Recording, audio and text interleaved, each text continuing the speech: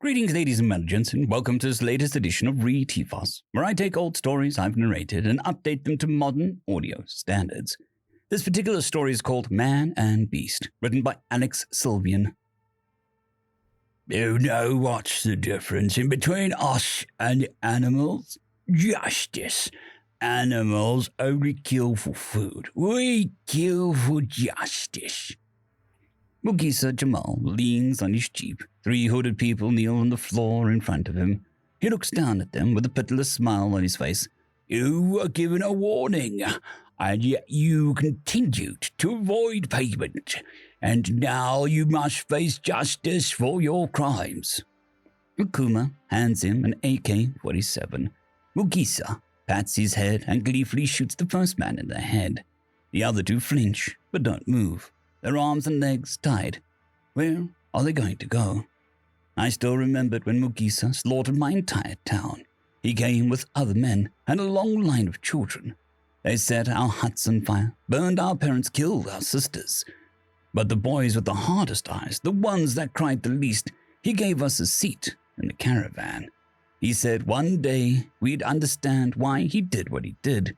He said, "You know what separates us from animals, Lewis? Understanding. Growth. An animal only learns by instinct. An animal cannot solve a problem, but a man can come to realize that there is more to life than just one problem.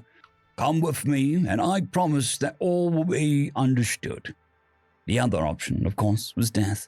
That was my first day as a child soldier in the Somali Liberation Army. I soon realized Mugisa fancied himself a philosopher.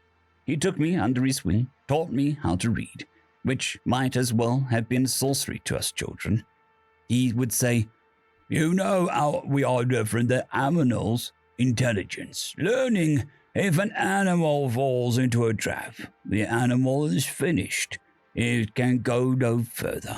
But if a man falls into a trap, perhaps he can examine his surroundings and discover a way out. A lion in a trap will chew its own leg off before it thinks of going for the switch." He seemed to develop a special affection for me. I learned fast, he said. I learned to look innocent when necessary and to kill when possible. I became Mugisa's star pupil. He became my teacher as well as my father. But I never forgot where I came from. I never forgot what Mugisa was. I drew the other children close to me. I comforted them. Back in the present, Mugisa tears the hood off the second prisoner. It's a woman. She's crying. She looks to Mugisa and says, "Please, don't hurt my—" Mugisa shoots her in the head. "You should have paid the fine," he said coldly. "You brought this on yourself." He walks over to the third hooded figure and removes the hood. It's a little girl. The girl looks at me and whimpers. Time passed, and the Somali Liberation Army was crushed under Al-Shabaab's heel like so many others. The smart ones joined them. That was how I learned that Mugisa was not a smart man he pretended to be. He wanted to be a general. He left his friends, took most of the children, and tore out into the Somali desert, where he started a mercenary group. He became a two-bit thug. He began to drink and to shout and became a far cry from the terrifying warlord he used to be. Many times I thought of killing him, but where would I go from there? I feared him, but he was the only protection I had from the world. "This is what separates us from the animals," he would say, drinking from a bottle of illegally imported rum. "We look out for each other. An animal would leave their other animals to die if they got too weak. We are each other's shields." He was my shield against making my own way in the world. And more than anything, I feared for the other children. Where would they go? So I carried on in his service. I shot the men he wanted dead, and I seized the towns he wanted seized. We were always on the run from the government and from Al-Shabaab. We never had peace. So I pulled the other children close to me and kept running. I protected them from Mugisa's drunken rage, took it onto myself. I became the father to them Mugisa had only pretended to be. The little girl whimpers at me from the floor. She can't stop crying. She sees the corpses of her parents next to her, but she can't comprehend it. Death is a hard thing for an 11-year-old to understand. 11. That's how old I was when I joined Mugisa's army. Mugisa starts talking again, but not to the girl, to me. You know what separates us from the animals? Kindness, mercy. An animal cannot be kind. An animal lives and dies by its instinct. Perhaps an animal will let this child live, but we can see that this child will not last long in the merciless Somali desert. Therefore, it would be a kindness to remove her from it. He hands me the AK-47. Here you go, Lewis. Today, you are 17, are you not? Then today you can show your superiority over the beasts. Be cruel to be kind. I killed my first child when I was 12. I did a messy job of it. I had to do it with a machete. Hopefully, you can do a better job. I stare at him. I stare at her. Slowly, almost casually, my gun turns to face Mugisa. His eyes narrow. The other children's hands leap to their guns, but Okuma waves them down. I'm so tired of you, Mugisa. I don't know why I'm speaking. Maybe I just got tired. Maybe this one little girl was one little girl too many. Maybe. Every day you change how we are different than the animals. Kindness, really. I'll tell you how we are different. A man can do the right thing, but you're an animal. You cannot. I pull the trigger. Nothing. The clip is empty. Mugisa is on me in a moment. He may be a drunken lout, but he's still massive, a devious fighter, and I'm only 17. He strikes me with a huge right hand. I go tumbling into the dirt. The girl watches with wide eyes. Mugisa kicks me again and again. Really? This was your last test. I was so sure you would pass, Lewis. You were my star disciple. I kick, kick, so kick. Disappointed. I thought you had finally figured out the difference between us and animals. I spit out blood. It seems I'm going to die. I wish I could have taken this bastard with me. I wish that I could have protected Okuma and the others better. I say, thank you and your animals. One day, when Mugisa was drunker than he had been in years, he pulled me to the side and told me something. I wish I could have gone to college, got a job, got a life. I wish this wasn't all that life was. I wanted to see Paris when I was a boy. Can you believe that? My mother said that she was saving money for a caravan to take us out of Somalia. To France, I'll never know if she saved enough. When I was 10, a warlord burned my village. He said that we had been harboring the enemy. I watched my parents die in front of me. But when it came to me, he said that I didn't have to die.